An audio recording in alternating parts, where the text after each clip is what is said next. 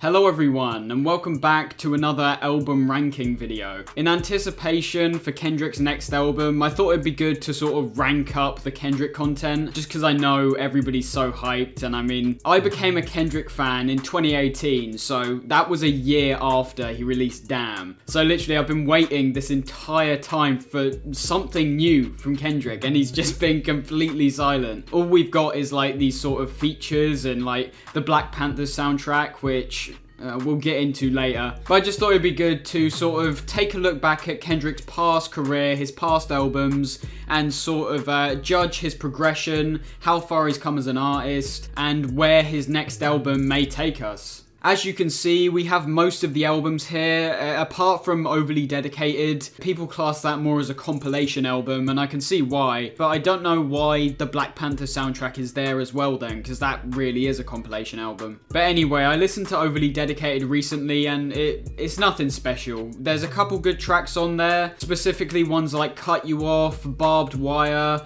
Michael Jordan isn't that bad, but listening to songs like Ignorance is Bliss, you can really hear that Kendrick is basically in his infancy. He's taking influence from all the different artists that he's listening to, and it's just sort of, it's underdeveloped. He hasn't quite got his sound yet. But something interesting about this and Section 80, which we'll talk about in a second, is that anyone that complains about Kendrick's vocals being like too high, most likely they've listened to Damn and thought his voice is too high. Go back and listen to these ones, because his voice is like, it is like he's on helium. He's got such a high-pitched voice, but it still sounds good.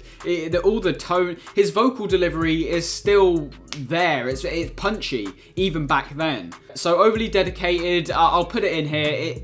It's like a C in terms of Kendrick's whole career. It's like a C. Alright, so let's start with the first true studio album from Kendrick, Section 80. A project that I think is a bit underrated in terms of Kendrick's entire discography. Obviously, it's a Kendrick Lamar album. He's one of the biggest artists in the world, so it's not really underrated. But there's so many good tracks on this album, and nobody really seems to talk about it. I don't know if you've seen, but the headliners of Day in Vegas, which is like this big music festival, it has Kendrick Lamar, Tyler the Creator, and Travis Scott as like the three big headliners. And under Kendrick's one, it says he's going to be playing stuff from Section 80 to Damn, which is interesting. It makes me think that his next album might be a sort of Call Me If You Get Lost situation, with like Kendrick looking back in his past and like taking elements from all of his different albums and then merging them together. You never know with Kendrick, really. He evolves after every project. But yeah, Section 80 I don't think gets talked about near as much as I think it should. Songs like Hole Up are fucking just smooth, jazzy. Kendrick's vocal delivery, as I said, is still there. It's been there from the beginning. He's got this unique, high-pitched, and really impactful style of delivering vocals. I like the concept of this album as well, where it keeps coming back to this campfire idea. You can hear like this seemingly Black Panther character talking to these kids, I think. And it's just Kendrick pitching his voice down, which admittedly does sound pretty bad upon re-listening to it. It's sort of the same thing that Tyler the Creator did on like Goblin. It's aged quite poorly, but it's not terrible. I just think there's a reason that Kendrick hasn't done that style on his later albums. Weirdly, I think Section 80 might be the most experimental Kendrick Lamar album I've listened to. It stays pretty close to his influences, like you can hear a lot of Kanye, especially in High Power, where Kendrick basically does a Kanye West impression. But specifically songs like Tammy's Song and Chapter 10, there's just this sort of weird experimental nature to the tracks. It's very jazzy, it's very funky, much like a lot of his stuff. But listen to Tammy's Song in particular, you'll see what I mean. It sort of has this focus on electronic synth, which you don't hear much in Kendrick's later albums. I was surprised by how much I actually like this album. It starts off with three absolute bangers. Fuck Your Ethnicity is a great introduction. Hole Up, as I said, is extremely funky and smooth. And ADHD is obviously the biggest hit off the album, and you can see why. It's just an extremely atmospheric track. And the fourth song, No Makeup, might be the worst Kendrick Lamar song I've ever heard. And yes, I am saying it tops Bitch I'm in the Club. Bitch I'm in the Club is a fucking masterpiece compared to this song. No Makeup doesn't only not fit in with anything else Kendrick has ever made, but it doesn't even fit in the album. It's the one track I thought, this is terrible. It has this focus on singing and just sounds so conventional. I'd say it's actually quite embarrassing how bad it is. But apart from that, it's genuinely a great album. Rigor Mortis, Kush and Corinthians, which is hands down one of the most atmospheric and immersive tracks Kendrick has ever made. It reminded me a bit of Shireen at the start of Good Kid, M.A.A.d City. It's just so sort of dark and desolate. It really keeps you engaged, and especially with Kendrick's lyricism on this album, it's still all there. And finally, I have to mention that the least listened to track on this album is Ab-Soul's outro, and I don't know why, because it's fucking incredible, that track. Ab-Soul gives a great feature, Kendrick is great as always, and towards the back end of the track, Kendrick literally shouts out for Terrace Martin to do his thing, and it basically just becomes a jazz track, which we've only come close to in Untitled Unmastered. And I mean, for someone who loves jazz, it was so cool. So after re-listening to it, I think I'm gonna have to put Section 80 in A. It's just that good of an album. It's Kendrick Lamar, so I mean, there's not many bad albums or tracks in his entire career, but I was surprised at how much I like it. And then after one album, Kendrick manages to create one of the best rap albums of all time. Good Kid, M.A.A.d City is an incredible album and shows the evolution of Kendrick. Whereas in Section 80, he was working more off his influences and the past things he's listened to, in Good Kid, M.A.A.d City, Kendrick really comes into his own. He basically defines his style on this album before switching it up in every other album next. There's no mistake that artists like Drake show up on this album because it has a lot more focus on hip-pop as opposed to hip-hop. Songs like Bitch Don't Kill My Vibe, Poetic Justice, and Swimming Pools are all great, but I've seen people describe this album as sort of Kendrick going mainstream but doing it in his own way. And to be honest, I completely understand that. Every single track on this album is great, there's not one dud. It starts off with what I consider to be Kendrick's most atmospheric track, Shireen, and it basically lets you know from the get-go that Kendrick is a master storyteller. He just goes through event after event and basically manages to keep me on the edge of my seat the entire time. The bangers on this album are fucking fantastic. Obviously, Backseat Freestyle, Bitch Don't Kill My Vibe, M.A.A.d City, but I think it's great that Kendrick also stuck to this sort of jazz style of production. He made it very clear that that's where his interest lies. Songs in particular, like Good Kid, have this amazing progression to them where they ramp up in intensity, and it's just excellent. And of course, this album features what a lot of people consider to be Kendrick's best track, Sing About Me I'm Dying of Thirst, and I can't really argue with it. It once again shows off Kendrick's storytelling abilities and is just an incredible track. So with Kendrick's second studio album, he manages to get an S tier.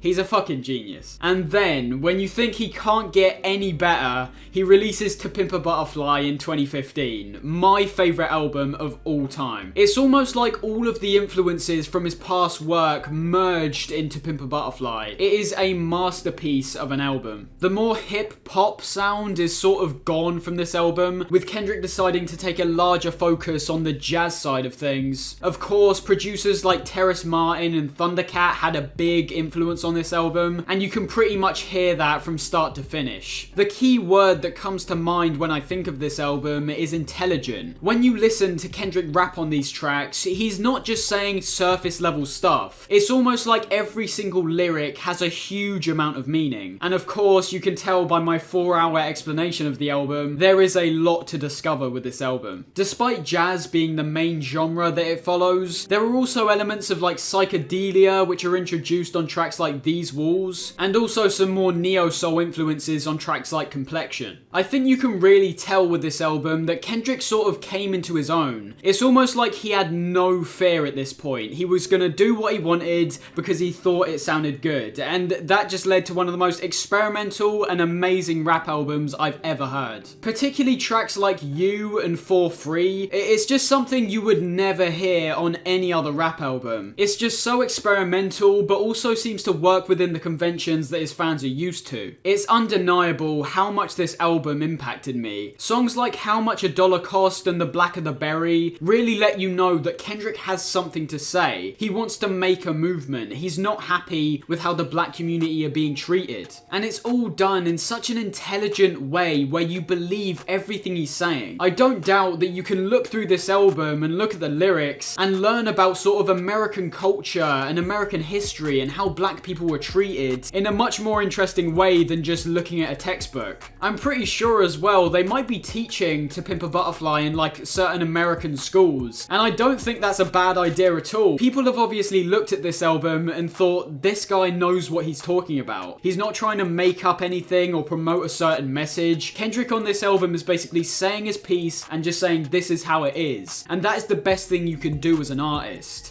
I forgot to mention the concept of this album as well was extremely engaging, focusing on Kendrick falling into the pitfalls of the music industry, trying to grapple with now being rich and famous despite growing up in such a sort of hard and poverty-ridden environment. And the album actually shows the progression of Kendrick basically having a breakdown at the start and then going back to his roots in Compton and trying to unify his people. It's an excellent and extremely intense listen from start to finish. Trust me, you'll be exhausted by the time you're done. Do I even have to mention it? It's S tier. It's S tier, obviously. We then have what I personally think might be Kendrick's most interesting project, Untitled Unmastered. It's basically a bunch of leftovers from the T-Pab recording sessions. But when you say it like that, it feels so unfair because everything from the album cover art to the titles of the songs is basically pushing you away from the album. But when actually listening to the project, you start to realize that there's just so much to this album. I don't doubt that if you're solely a rap and a hip-hop fan, I understand why you might not be a fan of this album, because I basically look at it as a jazz project. This is of course Kendrick's album and he does crop up on some tracks, but you can't deny it has a whole lot more focus on the instrumental. Standout tracks on this thing are obviously Untitled 03, Untitled 05, 06, 07 and 08. The intro I'm not that hot about because it sort of takes too long to start, and Untitled 04 I never find myself listening to. I just don't really like the style of that track. But songs like Untitled 05, as I said, is basically a jazz track. Kendrick obviously comes in towards the back end of the track, exploding into the song with this amazingly intense barrage of lyrics. But I gotta be honest, he's not the main draw to this album. It is definitely more the instrumentals. And don't think just because this is a Leftovers album that there isn't an overarching concept. You can hear from track to track this sort of chant of Pimp Pimp Hooray, which stays constant throughout the entire album. But also lyrically, you can hear Kendrick is talking about a lot of the same stuff he was talking about in T-Pab. Especially in songs like Untitled 03, where he goes through all the different cultures and races, and sort of what are the most important things to them, or at least noting the stereotypes of what they're typically most invested in. But I gotta be honest, I'd argue in saying this might be Kendrick's most underrated project. I hate saying that because it's Kendrick Lamar, nothing is really underrated. But I don't know, I just feel like this album should get more appreciation for just how good it is. Not to mention, in Untitled 07, you basically get a taste of what his next project's gonna sound like, having a much darker and sort of more trap influence on it. And with that, I gotta put Untitled Unmastered in A tier. I would argue in saying that Untitled Unmastered could be an S tier. I think it is that good, but I'll leave it in A tier. We then come to Damn, his third and latest studio album. I wouldn't say it was my favourite project. It's still great as always. Damn is an interesting one for me. It was the first Kendrick album I ever listened to,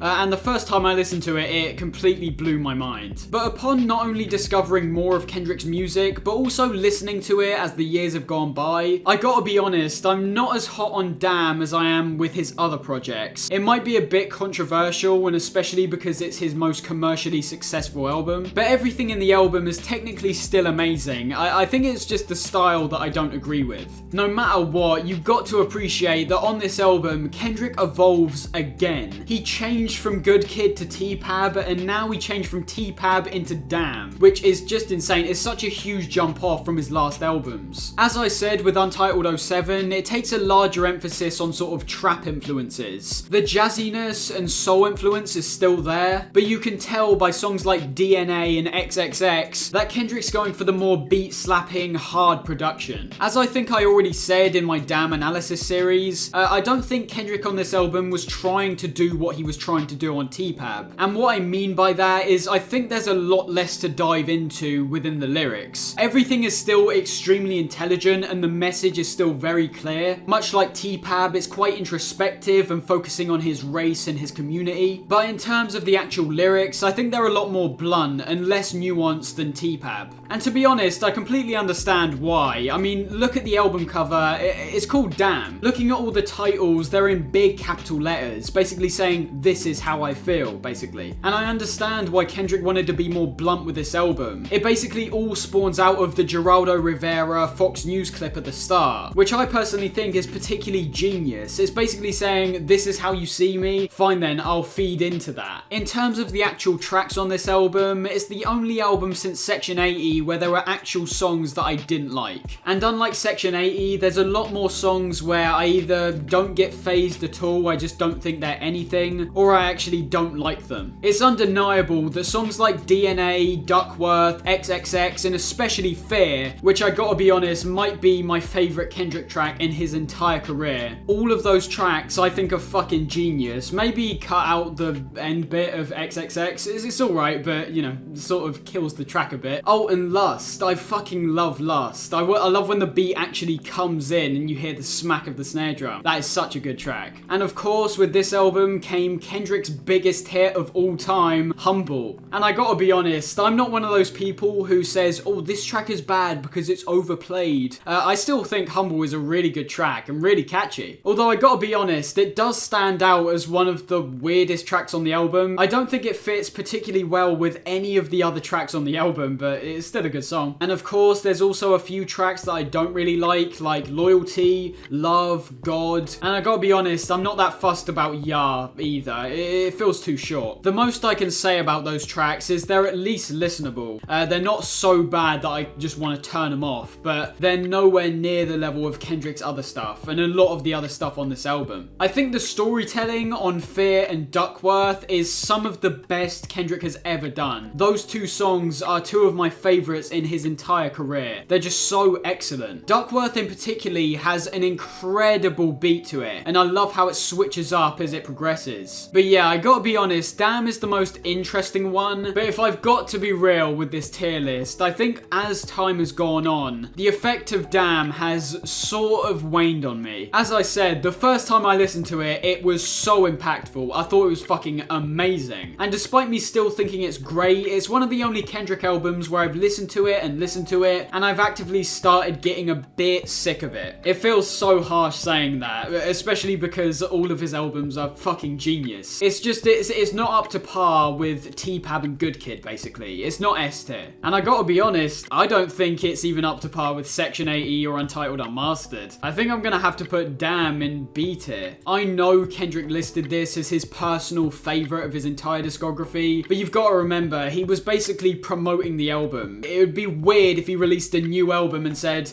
oh yeah, I like my past stuff better. That just doesn't make any sense. I get what he was doing on the album, and the way he described it was basically perfect, taking the beats from Good Kid, the lyrics from T-Pab, and the sort of unfilteredness from Section 80. But I just don't think it worked as well as his last albums. But I mean, you have to praise Kendrick for the experimentation. There's not a lot of artists that would be willing to experiment and take that risk. That's why I love artists like Kendrick, Tyler, and Death Grips, weirdly enough. They sort of fit in, don't they? Their main thing is basically experimentation. You compare Kendrick to someone like Drake, and there's a night and day difference. Drake is always doing the same thing. He has his market. He's basically selling a product, and I don't like that in music. Kendrick is always experimenting, always looking for the next best thing. And in my opinion, I think you have to praise that. Basically, what I'm saying is I would prefer a Damn to a T-Pab 2. And finally, we have the Black Panther soundtrack. Why why is this here? I mean, Kendrick does crop up on pretty much every track, I think. I only listened to it recently for the first time, and I gotta be honest, I'm not that impressed. But I mean, I was sort of thinking that from the get-go. I knew it wouldn't really have a concept to it. Even the title of the album just shows that it's music from and inspired by the actual Black Panther movie. There are undeniably some great tracks here. I think the opener, Black Panther, is actually a good track. The three big hits off this album, All the Stars, King's Dead, and Pray For Me, I think they're all alright. I think King's Dead in particular is probably the best track on this album, even though it has that horrible, horrible Future feature. Why was he allowed on that track? But yeah, I don't really know what to say about it. It's a compilation album. It's got a bunch of different artists doing their thing, basically. There's not really a concept outside of the actual references to the film, but songs like Paramedic are pretty good. Ops with Vince Staples is very good. And I gotta be honest, I do genuinely like Pray For Me. I think it's pretty catchy. And Kendrick's verse on that is really good. But yeah, it's not good, it's not bad, it's definitely not damn. It feels too bad putting it in D, because that would be saying it is a bad album, which it isn't. I think it just is what it is. It's a compilation of different artists doing their thing.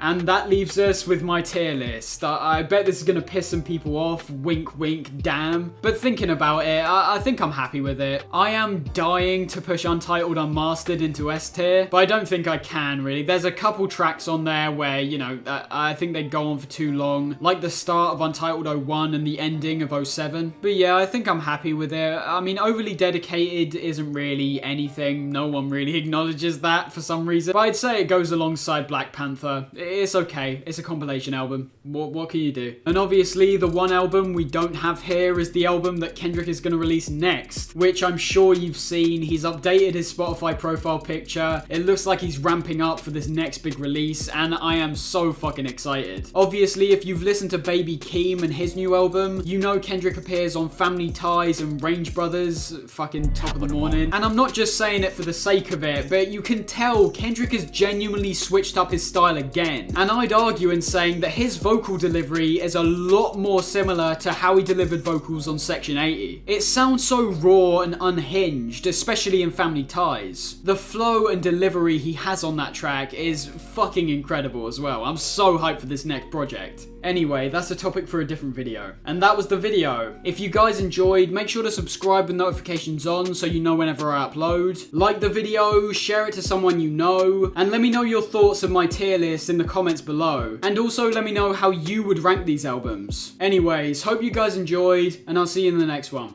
Peace.